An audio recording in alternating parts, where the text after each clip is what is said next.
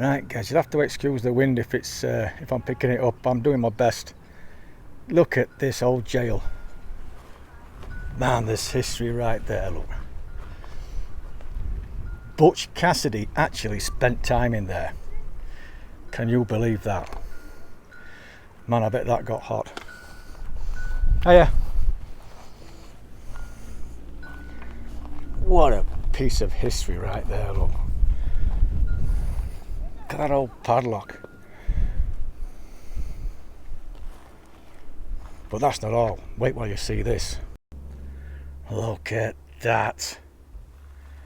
I'm going to give you a proper walk round here. Look how old this thing is. Oh man, the door's actually open. I don't want to go in though.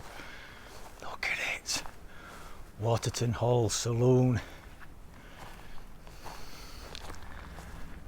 Look at this. Oh man, I'm buzzing. I'm buzzing.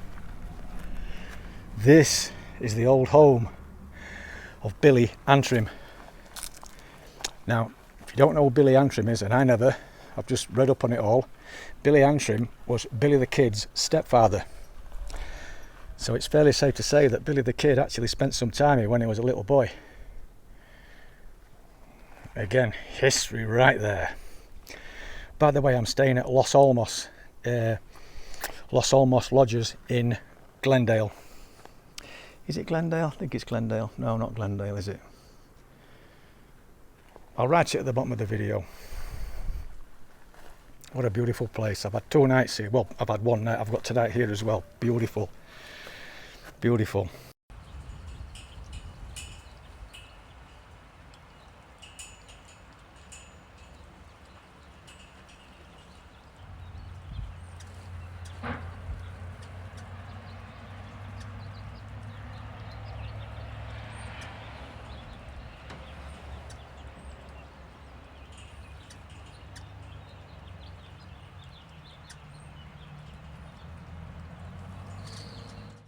Oh, good morning everybody.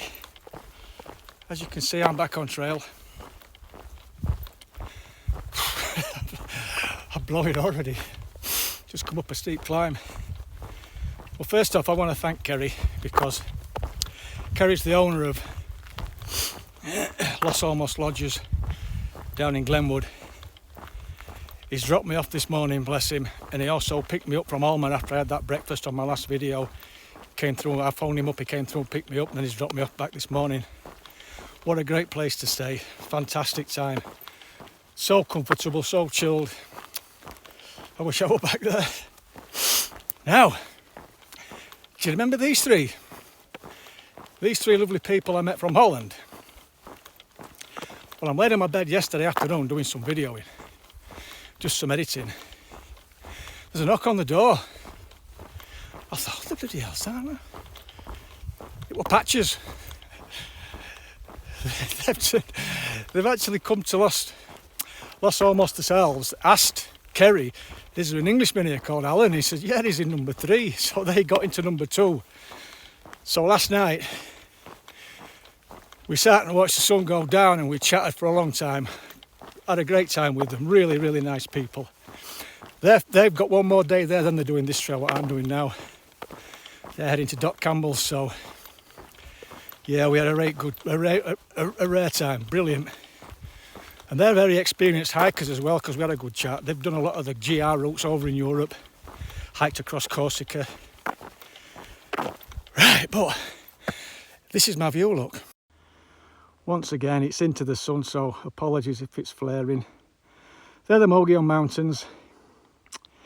Now I'm actually on the Bursum Road, which is this, because I'm going to there's a ghost town right up at the top of these mountains called Mogollon, and I really fancy visiting it. It looks amazing. Now this is not the trail. The trail actually goes down Cooney Canyon and Mineral Creek. I've decided to give that a skip, mainly because, and I'm a bit disappointed because I really fancied seeing Cooney Canyon. Cooney Canyon's it's named after an ex-soldier from the 1800s. He settled here and he began mining. Him and 2 friends were eventually killed by some Apaches led by Vittorio, quite a famous Apache. And he's actually buried in a tomb. He's actually in a rock tomb, believe it. His brother, they blew a hole in a big rock and they entombed him in there. And I fancied seeing that, but we've been getting reports that Mineral Creek, with all this snow melt that's been happening, Mineral Creek is, well, it's quite tough to cross. It's getting a bit sketchy. Now, I've heard all that before, but this time I thought, well, okay, I'll take heed. Plus, if I go this way, I get a chance to see a real old ghost town called Mogollon.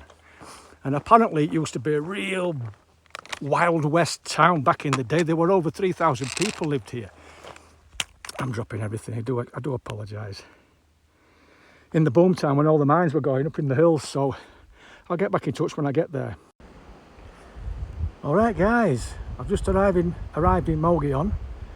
This is officially classed as a ghost town, although there are about 8 or 10 people do live here. It's all closed at the minute, it doesn't open while May. But this is really surreal, look at this. I'm going to walk up there, that's the main street, and I'll video stuff as I go. Let you have a look.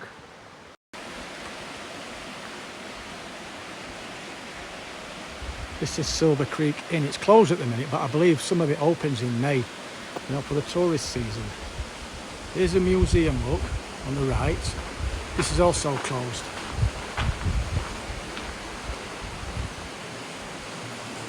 This is all from the 1800s. This was pretty much a town, a small town. It was a boom town.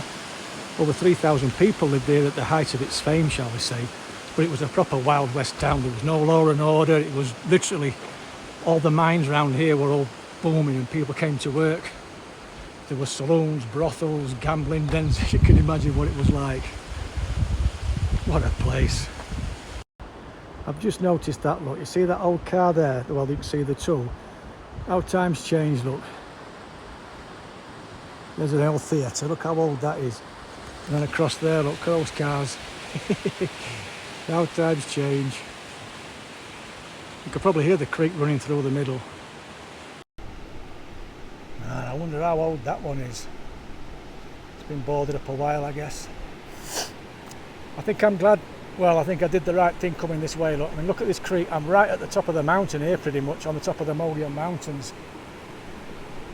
And there'll be loads of creeks like this running down into the main creeks. And look how fast they're running. Imagine one of the ones in the bottom of the valley. Bottoms of the canyon are running like. So I think I did the right thing avoiding them.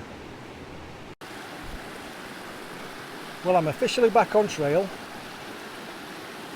That's the way I would have come if I'd have gone up Mineral Creek and Coney Canyon. But look at this water here.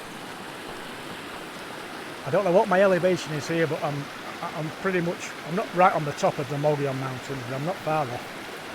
Just look how fast this is running. This is usually bone dry, and look at it. This is all snow melt. Imagine how many of these creeks are feeding into Mineral Creek. Mineral Creek, I'm guessing, must be raging. So I've got a big decision coming up the next day and a half or so. Do I take the high route or the low route? The low route involves me going down the west fork of the Gila River for about 10-12 miles, which is probably raging at the minute. Or do I take the high route and could be waist deep in snow? I don't know yet. It's a decision I've got to make.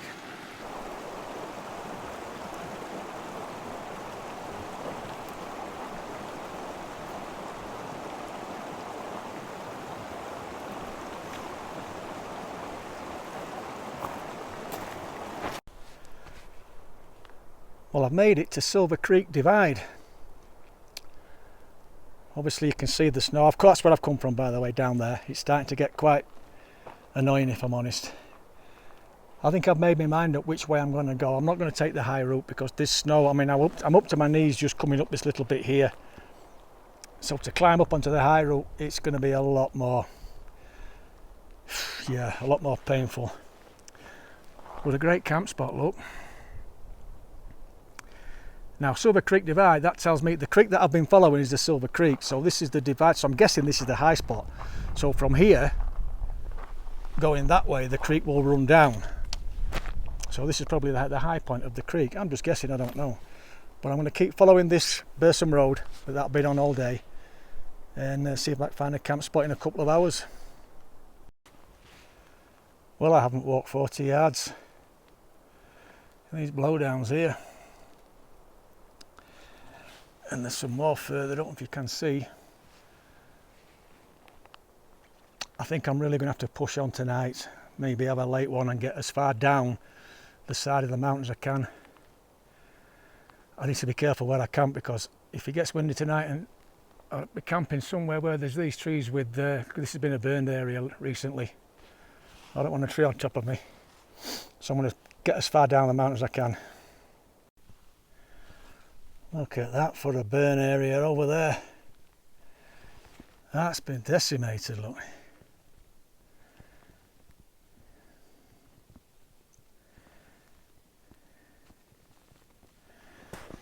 And I'm still climbing over these here.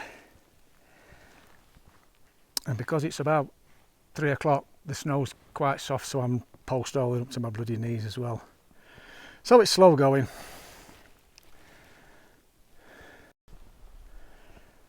That's the track that I've just come from, look, with all the snow on. I've had about, I don't know, 2 miles, 2.5 miles of that maybe. My feet are wet through and freezing. And I've got a choice in a minute, well, 5 minutes, whether to carry on this elevation or work my way up onto the top, up into all that burnt area. I think I know the answer to that. I've reached Sandy Point, which is a good spot for camping. It's nice and flat, look. Which was on my agenda, if you like, because it's 18. This is about 18 mile, which is a good enough day for me usually. There's some great views, look. And not only that, see that north facing, you see how the north facing slope's got snow on it, it's got full of snow. And that one over there, look, that's east facing, look, because obviously it gets the sun in the morning. North facing one hardly gets any sun. But there's toilets here, as you can see. But not only that, look at this. What a great spot to camp. And the toilet, even in there, look. I could just cowboy camp there, no problem whatsoever. But there's another 3.5, 4 hours of daylight left, so I want to make the most of it in case I have any problems later on with the snow further down the trail. So yeah, I'm heading forward. You can probably make the trail out there, look, it's working its way around in and out of the drainage. That flat spot I mentioned earlier, that's it over there, look. You can see where the burnt area with the trees, the bare trees, roughly in the middle of the picture, at the middle of the screen now. That's the flat spot I picked out on the map. So that'll be about 23 mile when I eventually get there. So I should probably see you when I get there and make a decision whether I'm going to camp there and keep going.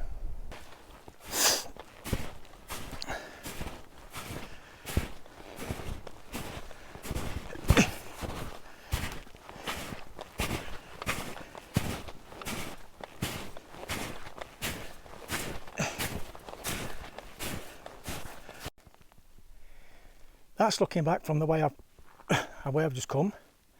I'm conveniently using that signpost to block the sun out from my video. But I followed that for a good, I don't know, 6 or 8 miles. I don't really know. But this is the flat area I was talking about. Look, you see, I've passed some amazingly flat camp spots. But this is a great camp spot here. Look, camp there, no problem. But I've still got an hour and a half, probably 2 hours. Hour and a half before the sun sets, and then there's a good half hour after that before it gets really dark. And there's a trailhead 3.5, 4 mile in front of me, so I'm probably going to head for there. There is a little there's a little square box on my map with a tiny eye in it, so that might mean that there's an information centre there, although I doubt it. But anyway, if there is, that might mean that there's I might be able to get somewhere to sleep. There might be a bit of a patio I can throw my bag down on. But I'm heading for there anyway because it's too early to stop. Good morning. Well, I finally made it to Willow Creek last night. It was getting a bit dark, so I didn't do any filming. But this is the view this morning. There's a kind of a little bit of a recreation area here, look. This part is open, the trail is open, sorry, the road is open up to this little recreation area. There appears to be some sort of corral here for horses and stuff, look. There is a cabin over there which might be an information centre, but it's all locked up, so I don't know. But there is a car there, if you can see that car. That's been there all night. Maybe somebody's camping somewhere. But this is what I want you to see. Check this. These are public toilets. I think you know what I'm going to show you, don't you? This is a pit toilet, by the way. But just look at this.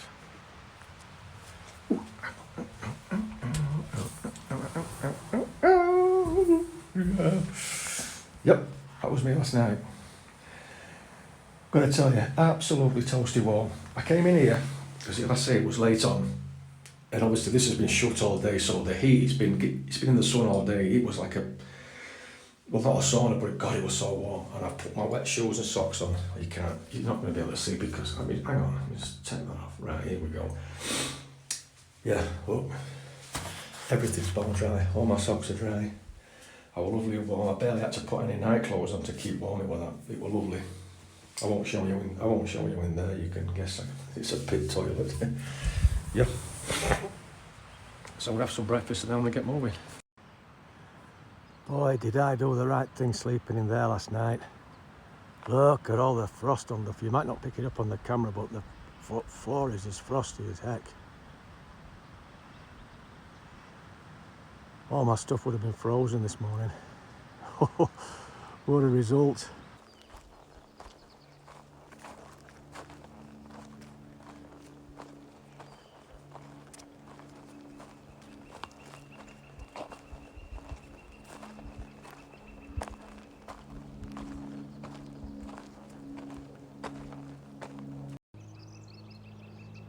Some elk through there, look, my first elk of the trip. Hope you can make them out. Just moving off now, look.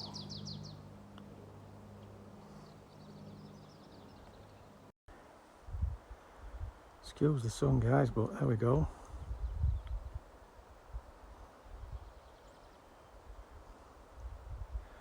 One or two have seen me, started to move off. That's Iron Creek Lake, by the way.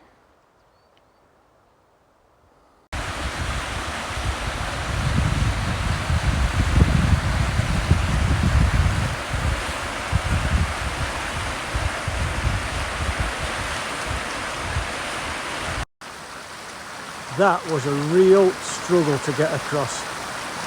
It really, really was. I'm not exaggerating. And this is just a tiny little thing. I think I've got some problems coming up. Well, this is my future for the next good few miles. No sign of a trail. The fire and the blowdown. The trail's long since been washed out. Look, I've just got to follow this canyon up to the end of here, then follow it to the right, and hopefully it won't take too long. But I've got a lot of blowdowns to climb over here. Oh good, just what I really, really want. I really want some more of this. I'm really enjoying this, I really am.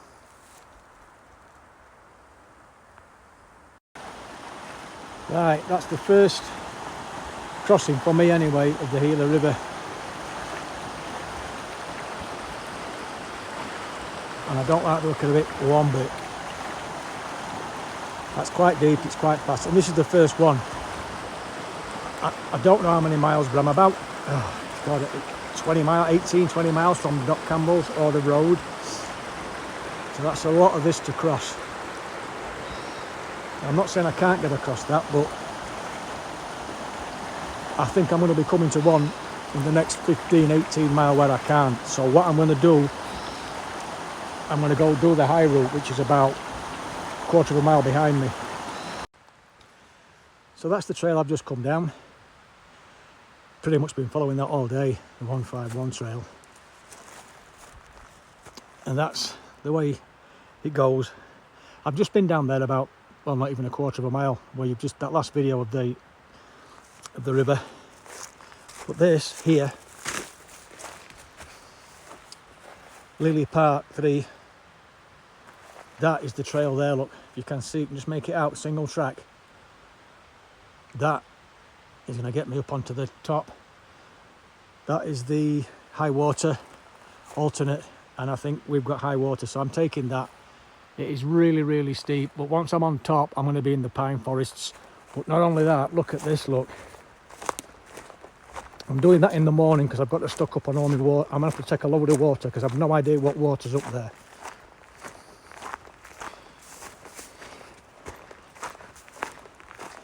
Look at that, baby. What a camp spot. How flat do I want a camp spot? Out the wind. Yeah, I can dry my socks off here. Right, I shall see you in the morning. Well, good morning, everybody. I'm about 2/3 up this climb. What I spoke about yesterday, I'm doing the high water alternate route, which takes me up onto the top. And that's where I came from, right down there at the bottom, look. These are the views so far. That's where I came from yesterday, up on that top. And I came down that gorge there. Do you see? Well, that gorge, that canyon.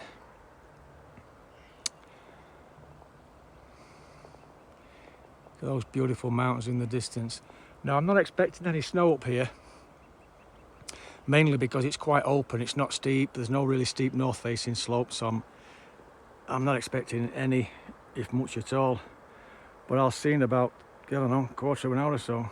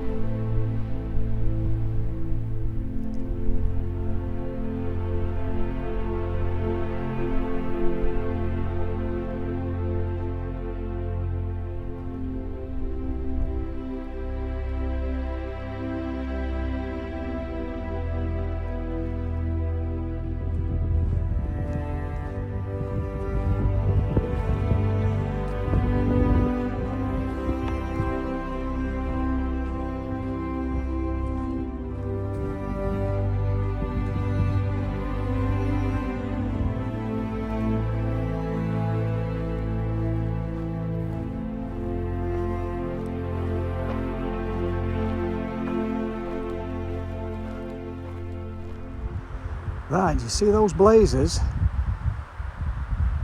They signify, excuse me, where the trail is. This is like I've said before, I'm in the Gila wilderness. Now in America, a wilderness is a designated area. And if it's a designated wilderness area, you can't put any trail signs, you can't put any metal posts.